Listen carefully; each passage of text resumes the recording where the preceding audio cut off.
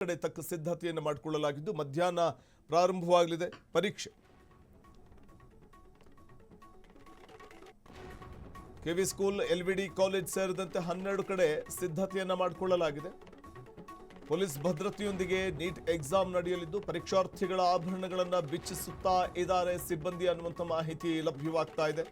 ಓಲೆ ಸೇರಿ ಇನ್ನಿತರೆ ಆಭರಣವನ್ನು ಸಿಬ್ಬಂದಿ ಬಿಚ್ಚಿಸ್ತಾ ಇದ್ದಾರಂತೆ.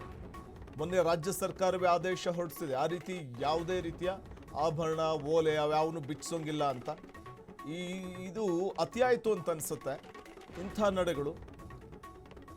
ಆಭರಣಗಳಲ್ಲಿ ಏನಾದರೂ ಕಾಪಿ ಚೀಟಿ ಇಟ್ಕೊಂಬರೋಕ್ಕಾಗುತ್ತಾ ನೋಡಿ? ಆ ಓಲೆ ಬಿಚ್ಚಿಸೋದು ಅಥವಾ ಒಂದು ಕಾಲ್ ಚೈನ್ ಬಿಚ್ಚಿಸೋದು, ಇದು ಯಾವ ಥರದ ಒಂದು ಪರೀಕ್ಷೆಯ ಒಂದು ರೂಲ್ಸ್ಗಳ ಇವು, ಪರೀಕ್ಷೆಯ ನಿಯಮಗಳ ಇವು. ಸಹಜವಾಗಿ ಪೋಷಕರಿಂದ ಕೂಡ ಆಕ್ರೋಶ ವ್ಯಕ್ತವಾಗಿಬಿಡುತ್ತೆ. ರಾಜ್ಯ ಸರ್ಕಾರನೇ ಬಹು ಸ್ಪಷ್ಟವಾಗಿ ಹೇಳಿಬಿಟ್ಟಿದೆ. ಸೊ ಅಂಥ ಈ ಜನಿವಾರ ಇರಬಹುದು ಅಥವಾ ಮಾಂಗಲ್ಯ ಮತ್ತು ಇನ್ನಿತರೆ ಈ ಕಾಲ್ ಚೈನ್ ಬಿಡಿಸುವಂಥದ್ದು, ಬಳೆಗಳನ್ನು ಬಿಡಿಸೋದು, ಮೂಗುತಿ ಅಥವಾ ಕಿವಿ ಓಲೆ ಬಿಡಿಸೋದು, ಇದಾವುದನ್ನು ಮಾಡುವಂತಿಲ್ಲ ಅಂತ ರಾಜ್ಯ ಸರ್ಕಾರವೇ ಖಡಕ್ಕಾಗಿ ಆದೇಶ ಕೊಟ್ಟ ನಂತರದಲ್ಲಿ ಕೂಡ ಈ ರೀತಿ ಒಂದಷ್ಟು ಘಟನೆಗಳು ನಡೀತವೆ ಅಂತಂದರೆ, ರಾಯಚೂರಿನಲ್ಲಿ ಬಾಲಕಿಯರ ಸರ್ಕಾರಿ ಪ್ರೌಢಶಾಲೆಯಲ್ಲಿ ಅಲ್ಲಿನ ಸಿಬ್ಬಂದಿ ಈ ರೀತಿಯ ಒಂದು ವರ್ತನೆ ತೋರಿಸ್ತಾರೆ ಅಂತಂದರೆ ಸಹಜವಾಗಿಯೇ ಇದು ತೀವ್ರ ಅಸಮಾಧಾನಕ್ಕೆ, ಪೋಷಕರ ಅಸಮಾಧಾನ ಕಾರಣ ಆಗುತ್ತೆ. ನೋಡಿ, ಆ ಸ್ಟೂಡೆಂಟ್ಗಳು ಕಾಲು ಗೆಜ್ಜೆಯನ್ನು ಕೂಡ ಬಿಚ್ಚಿ ಕೊಡ್ತಾ ಇದ್ದಾರೆ ತಮ್ಮ ಪೋಷಕರಿಗೆ. ಎಕ್ಸಾಮ್ ಬರೀಕ್ಕೆ ಹೋಗೋಕ್ಕೂ ಮುನ್ನ ಅವನ್ನೆಲ್ಲ ಬಿಚ್ಚಿಕೊಡ್ಬೇಕಂತ. ಅಲ್ಲೇನು ಕಾಪಿ ಚೀಟಿ ಇಟ್ಕೊಂಬರೋಕ್ಕಾಗುತ್ತಾ? ಯಾಕೆ ಈ ರೀತಿ ಮಾಡ್ತಾರೋ ಅರ್ಥನೇ ಆಗ್ತಾ ಇಲ್ಲ. ರಾಜ್ಯ ಸರ್ಕಾರನೇ ಹೇಳಿದೆ ಆ ರೀತಿ ಮಾಡುವಂತಿಲ್ಲ. ಜನಿವಾರ ಇರಬಹುದು ಅಥವಾ ಈ ವೇಳೆ ತಾಯ್ತ ಕಟ್ಕೊಂಡಿರ್ತಾರೆ ಕೆಲವರು, ಇನ್ನು ಕೆಲವರು ರುದ್ರಾಕ್ಷಿ ಹಾಕ್ಕೊಂಡಿರ್ತಾರೆ. ಅದಾವುದನ್ನು ಬಿಚ್ಚಿಸುವಂತಿಲ್ಲ, ಒಡವೆಗಳನ್ನು ಬಿಚ್ಚಿಸುವಂತಿಲ್ಲ ಅಂತ ಹೇಳಿದ್ರು ಕೂಡ ಅವುಗಳನ್ನೆಲ್ಲ ಬಿಚ್ಚಿಸಿ ಎಕ್ಸಾಮಿಗೆ ಕರ್ಕೊಂಡು ಹೋಗಿ ಕೂರಿಸ್ತಾರೆ ಅಂತಂದ್ರೆ ಅಲ್ಲಿನ ಸಿಬ್ಬಂದಿಯ ದುರ್ವರ್ತನೆಗೆ ಏನು ಹೇಳಬೇಕು? ಇದೊಂದು ರೀತಿಯಲ್ಲಿ ಒಂದು ರೀತಿ ಅವೈಜ್ಞಾನಿಕ ಅಂತ ಅನ್ಸುತ್ತಾ, ಅಥವಾ ದುರ್ನಡತೆ ಅಂತ ಅನ್ಸುತ್ತಾ, ಅಥವಾ ತಲೆಯಲ್ಲಿ ಬರೀ ಸಗಣಿ ತುಂಬಿಕೊಂಡಿರುವಂಥ ಅಲ್ಲಿನ ಸಿಬ್ಬಂದಿ ಮಾಡ್ತಾ ಇರುವಂಥ ಒಂದು ಈ ರೀತಿಯ ಒಂದು ನಡೆನ ಇದು? ಈ ಬಗ್ಗೆ ಮತ್ತಷ್ಟು ಮಾಹಿತಿ ಪಡೆಯೋಣ. ನಮ್ಮ ಪ್ರತಿನಿಧಿ ಸತೀಶ್ ಹಿರೇಮಠ್ ಹೆಚ್ಚಿನ ಮಾಹಿತಿ ಕೊಡ್ತಾರೆ. ಸತೀಶ್, ರಾಯಚೂರಿನಲ್ಲಿ ನೀಟ್ ಎಕ್ಸಾಮ್ಗೆ ಯಾವ ರೀತಿ ಸಿದ್ಧತೆ ನಡೆದಿರುವಂಥದ್ದು, ಇನ್ನು ವಿದ್ಯಾರ್ಥಿಗಳು ಪರೀಕ್ಷೆ ಬರೀಲಿಕ್ಕೆ ಈಗಾಗಲೇ ಯಾವ ರೀತಿ ಸಿದ್ಧರಾಗಿ ಅಂದ್ರೆ ಪರೀಕ್ಷಾ ಕೇಂದ್ರಗಳಿಗೆ ಆಗಮಿಸ್ತಾ ಇದ್ದಾರೆ, ಅಲ್ಲಿ ಇರುವಂತಹ ಬಿಗಿ ಬಂದೋಬಸ್ತ್ ಮತ್ತು ಸಿದ್ಧತೆ ಆ ಬಗ್ಗೆ ವಿವರಣೆ ಕೊಡೋದಾದ್ರೆ? ವಸಂತ, ರಾಯಚೂರು ಜಿಲ್ಲೆಯಲ್ಲಿ ನೀಟ್ ಮರು ಪರೀಕ್ಷೆ ನಡೀತಾ ಇದೆ. ಅಂದ್ರೆ ದೇಶಾದ್ಯಂತ ಏನು ನೀಟ್ ಮರು ಪರೀಕ್ಷೆ ನಡೀತಾ ಇದೆ, ಅದೇ ರೀತಿಯಾಗಿ ರಾಯಚೂರು ಜಿಲ್ಲೆಯಲ್ಲಿಯೂ ಸಹ ನೀಟ್ ಮರು ಪರೀಕ್ಷೆಯನ್ನ ನಡೆಸಲಾಗ್ತಾ ಇದೆ. ಈ ಹಿಂದೆ ಪ್ರಶ್ನೆ ಪತ್ರಿಕೆ ಲೀಕ್ ಆಗಿತ್ತು, ಅದರ ನಂತರ ಹಲವಾರು ಘಟನೆಗಳು ಮತ್ತು ನಡೆದವು. ಇದೀಗ ಇಂದು ನೀಟ್ ಮರು ಪರೀಕ್ಷೆ ನಡೀತಾ ಇದೆ. ರಾಯಚೂರು ಜಿಲ್ಲೆಯಲ್ಲಿ ಒಟ್ಟು 12 ಕೇಂದ್ರಗಳಲ್ಲಿ ಈ ಒಂದು ಪರೀಕ್ಷೆಯನ್ನ ನಡೆಸಲಾಗ್ತಾ ಇದೆ. 12 ಕೇಂದ್ರಗಳಿಗೆ ಭಾರಿ ಬಿಗಿ ಪೊಲೀಸ್ ಬಂದೋಬಸ್ತುಗಳನ್ನ ಒದಗಿಸಲಾಗಿದೆ. ಈ ಬಗ್ಗೆ ಫ್ರೀಡಂ ಟಿವಿಗೆ ಪೊಲೀಸ್ ವರಿಷ್ಠಾಧಿಕಾರಿ, ರಾಯಚೂರು ಜಿಲ್ಲಾ ಪೊಲೀಸ್ ವರಿಷ್ಠಾಧಿಕಾರಿ ಅರುಣಾಂಶು ಅವರು ಸಹ ಒಂದು ಹೇಳಿಕೆಯನ್ನ ಕೊಟ್ಟಿದ್ದಾರೆ. ಜಿಲ್ಲೆಯಲ್ಲಿ ಬಹುತೇಕ ಎಲ್ಲಾ ಸೆಂಟರ್ಗಳಿಗೆ ನಾವು ಉತ್ತಮ ಬಂದೋಬಸ್ತನ್ನ ಕೊಟ್ಟಿದ್ದೀವಿ. 2 ಡಿವೈಎಸ್ಪಿಗಳು, 4 ಜನ ಇನ್ಸ್ಪೆಕ್ಟರ್ಸ್ ಮತ್ತು 8 ಜನ ಸಬ್ ಇನ್ಸ್ಪೆಕ್ಟರ್ಗಳನ್ನ ಈ ಒಂದು ಪೆಟ್ರೋಲಿಯಂಗೆ ನಿಯೋಜನೆ ಮಾಡಿದೀವಿ.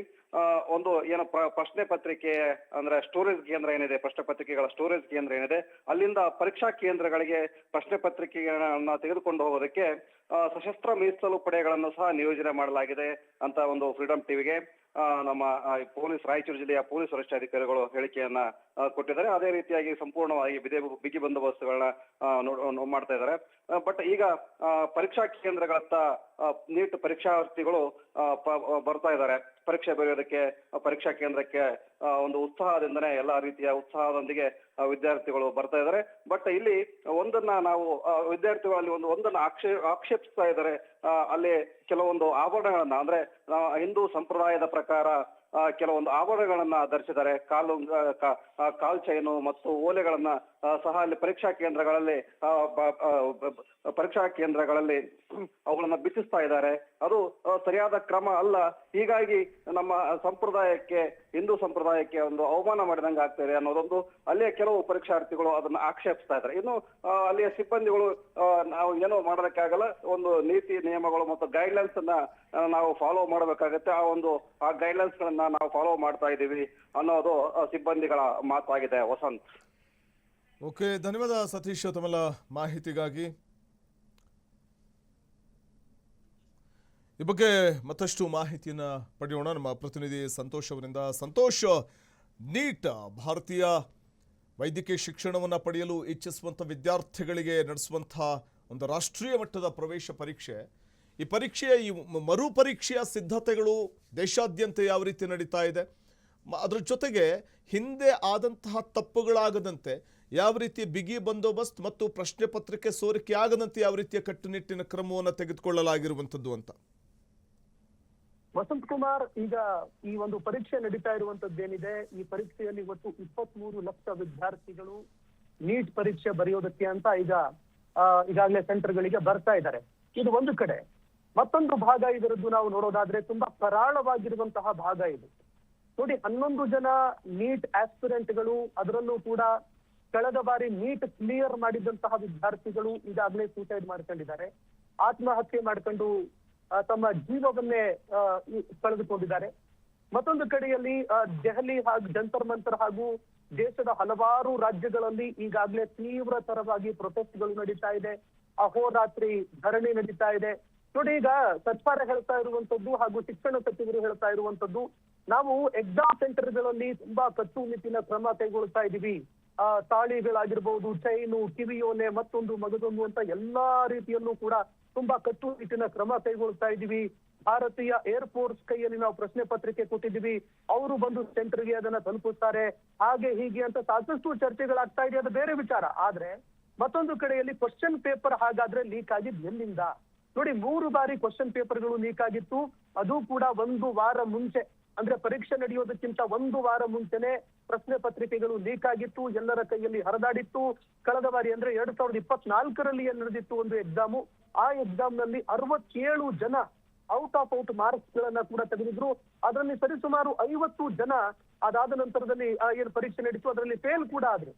ಅಂದ್ರೆ ಪರೀಕ್ಷೆ ಎಷ್ಟರ ಮಟ್ಟಿಗೆ ತುಂಬಾ ನಿರ್ಲಕ್ಷ್ಯದಿಂದ ನಡೆದಿತ್ತು ಅನ್ನುವಂಥದ್ದಕ್ಕೆ ಇದೆಲ್ಲವೂ ಕೂಡ ಉದಾಹರಣೆ.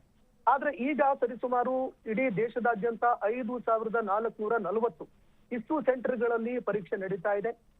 ಒಟ್ಟು 564 ನಗರಗಳಲ್ಲಿ ಈ ಪರೀಕ್ಷೆಯನ್ನ ಹಮ್ಮಿಕೊಳ್ಳಲಾಗ್ತಾ ಇದೆ. ಇನ್ನ ಸರಿಸುಮಾರು 23 ಲಕ್ಷ ವಿದ್ಯಾರ್ಥಿಗಳು ಈ ಪರೀಕ್ಷೆಯನ್ನ ಬರಿತಾ ಇದ್ದಾರೆ, ನೀಟ್ ಎಕ್ಸಾಮ್ ಅನ್ನ ಬರಿತಾ ಇದ್ದಾರೆ. ತುಂಬಾ ಆತಂಕ ಇದೆ ವಿದ್ಯಾರ್ಥಿಗಳಲ್ಲಿ. ಯಾಕಂದ್ರೆ ಕಳೆದ ಬಾರಿ ಯಾರ್ಯಾರು ಪಾಸ್ ಆಗಿದ್ರು ಅವರು ಮತ್ತೆ ಈ ಪರೀಕ್ಷೆಯಲ್ಲಿ ಪಾಸ್ ಆಗ್ತಾರಾ ಇಲ್ವಾ, ಅಥವಾ ಈಗ ಮತ್ತೊಂದು ಕೂಡ ನೋಡ್ಬೇಕಾಗುತ್ತೆ. ಈ ಪರೀಕ್ಷೆ ಆದ ನಂತರ ಒಂದು ವೇಳೆ ಕಳೆದ ಬಾರಿ ಯಾರ್ಯಾರು ಕ್ಲಿಯರ್ ಮಾಡಿದ್ದಂತ ಪ್ರತಿಭಾನ್ವಿತ ವಿದ್ಯಾರ್ಥಿಗಳಿದ್ರು ಅವರು ಕೂಡ ಆ ಒಂದು ಕಠಿಣ ನಿರ್ಧಾರದ ಹಾದಿಯನ್ನ ತುಂಬಾ ತಮ್ಮ ಜೀವವನ್ನೇ ಅಂತ್ಯ ಮಾಡಿಕೊಳ್ಳುವಂತಹ ಹಾದಿಗೂ ಕೂಡ ಹೋಗಬಹುದು. ಹೀಗಾಗಿ ಅಂತಹ ವಿದ್ಯಾರ್ಥಿಗಳಿಗೆ ಕೌನ್ಸಿಲಿಂಗ್ ಅನ್ನ ನಡೆಸಬೇಕೀಗ ಸರ್ಕಾರ. ಅದಕ್ಕೂ ಕೂಡ ತಯಾರಿಯನ್ನ ಮಾಡಿಕೊಳ್ಬೇಕು. ಬರೀ ನಾವು ಎಕ್ಸಾಮ್ ಸೆಂಟರ್ಗೆ ಬರೋರಿಗೆ ಎಲ್ರಿಗೂ ಕೂಡ ಓಲೆಯನ್ನ ಬಿಚ್ಚಿಸ್ತೀವಿ, ಅಥವಾ ಸಂಪೂರ್ಣವಾಗಿ ಅವ್ರನ್ನ ತಪಾಸಣೆ ಮಾಡಿ ಚೈನ್ ಬಿಚ್ಚಿಸ್ತೀವಿ, ಮತ್ತೊಂದು ಮಗದೊಂದು ಅಂತ ಏನ್ ಮಾಡ್ತಾ ಇದ್ದಾರೆ, ಮಾಂಗಲ್ಯ ಶರವನ್ನ ಬಿಚ್ಚಿಸುವಂತದ್ದು ಹಾಗೆ ಹೀಗೆ ಅಂತ ಏನ್ ನಡೀತಾ ಇದೆ, ಇದಕ್ಕೆ ಹೆಚ್ಚು ಗಮನ ಹರಿಸೋದ್ರ ಬದಲಾಗಿ ನೋಡಿ, ನಾವು ಕರ್ನಾಟಕದಲ್ಲೂ ಕೂಡ ನೋಡಿದ್ವಿ. PSI ಪರೀಕ್ಷೆಯಲ್ಲಿ ಎಲ್ಲಾ ಯಾರ್ಯಾರು ಆಸ್ಪಿರೆಂಟ್ಗಳಿದ್ರು ಎಲ್ಲರನ್ನೂ ಕೂಡ ತುಂಬಾ ಕಟ್ಟುನಿಟ್ಟಾಗಿ ಅವರನ್ನ ತಪಾಸಣೆ ಮಾಡಲಾಯಿತು. ಅವರ ಚೈನು, ಮಾಂಗಲ್ಯ, ಮತ್ತೊಂದು ಮಗದೊಂದು ಅಂತ ಎಲ್ಲವನ್ನೂ ಕೂಡ ಬಿಚ್ಚಿಸಲಾಯಿತು. ನಮ್ಮ ಕರ್ನಾಟಕದಲ್ಲಿ ಆಯಿತು. ಆದ್ರೆ ಒಳಗಡೆ ಅಂದ್ರೆ ಪರೀಕ್ಷಾ ಕೇಂದ್ರದಲ್ಲಿ ಬ್ಲೂಟೂತ್ ಡಿವೈಸ್ ಗಳನ್ನ ಇಟ್ಟುಕೊಂಡು ಪರೀಕ್ಷೆಯನ್ನ ಬರೆದಿದ್ರು. ಇದನ್ನ ಯಾರೂ ಕೂಡ ಮರ್ತಿಲ್ಲ. ಈ ರಾಜ್ಯದ ಜನರು ಕೂಡ ಮರ್ತಿಲ್ಲ, ದೇಶದ ಜನರು ಕೂಡ ಮರ್ತಿಲ್ಲ. ಅಂದ್ರೆ ದೇಶದ ಜನರ ಕಿವಿಗೆ ಹೂ ಬಿಡುವಂತಹ ಕೆಲಸವನ್ನ ಈ ದೇಶದ ಸರ್ಕಾರಗಳು ಮಾಡ್ತಾ ಇದ್ದಾವೆ, ಶಿಕ್ಷಣ ಸಚಿವರುಗಳು ಮಾಡ್ತಾ ಇದ್ದಾರೆ ಅನ್ನುವಂಥದ್ದಕ್ಕೆ ಇದು ಸ್ಪಷ್ಟವಾಗಿರೋ ಉದಾಹರಣೆ. ಹಾಗಾಗಿ ಈ ತೋರ್ಪಡಿಕೆಯ ಒಂದು ಬದಲಾವಣೆಗಳನ್ನು ಏನ್ ಮಾಡಲಾಗ್ತಾ ಇದೆ, ಇದನ್ನ ಹೊರತುಪಡಿಸಿ ನಿಜವಾಗಿರುವಂತಹ ಒಂದು ಪಾರದರ್ಶಕತೆಯತ್ತ, ಒಂದು ಪಾಸಿಟಿವ್ ಬೆಳವಣಿಗೆಯತ್ತ ನಮ್ಮ ಈ ಶಿಕ್ಷಣ ವ್ಯವಸ್ಥೆಯನ್ನು ಜಿದ್ದು ಹಿಡಿದಿದೆ, ಅದನ್ನ ಸುಧಾರಿಸುವತ್ತ ನಾವೆಲ್ಲರೂ ಕೂಡ ಗಮನ ಹರಿಸಬೇಕಾಗಿದೆ. ಅದರ ಜೊತೆಗೆ ನೋಡಿ, ಈಗಾಗಲೇ ಪರೀಕ್ಷೆಯನ್ನ ಬರೆಯಲಾಗ್ತಾ ಇದೆ, ವಿದ್ಯಾರ್ಥಿಗಳು ಬರೆಯೋದಕ್ಕೆ ಬಂದಿದ್ದಾರೆ ಈಗ ಸೆಂಟರ್ಗಳಿಗೆ. ಆದರೆ ಈ ಪರೀಕ್ಷೆಯಲ್ಲಿ ಕಳೆದ ಬಾರಿ ಯಾವ್ಯಾವ ವಿದ್ಯಾರ್ಥಿಗಳು ಒಳ್ಳೆ ರ್ಯಾಂಕ್ ಅನ್ನ ತಗೊಂಡಿದ್ರು, ಯಾರ್ಯಾರು ಸೆಲೆಕ್ಟ್ ಆಗಿದ್ರು, ಅವರೇನಾದ್ರೂ ಫೇಲ್ ಆದ್ರೆ ಅವರ ಭವಿಷ್ಯ ಏನು? ಅವರು ಕೂಡ ಮತ್ತೆ ಸಂಪೂರ್ಣವಾಗಿ ಮಾನಸಿಕವಾಗಿ ಸಮಸ್ಯೆಗಳನ್ನ ಎದುರಿಸ್ತಾರೆ, ಮೆಂಟಲಿ ಸಮಸ್ಯೆಗಳನ್ನ ಎದುರಿಸ್ತಾರೆ, ಆತ್ಮಹತ್ಯೆಗೂ ಕೂಡ ಮುಂದಾಗುವಂತಹ ಸಾಧ್ಯತೆಗಳಿರುತ್ತೆ.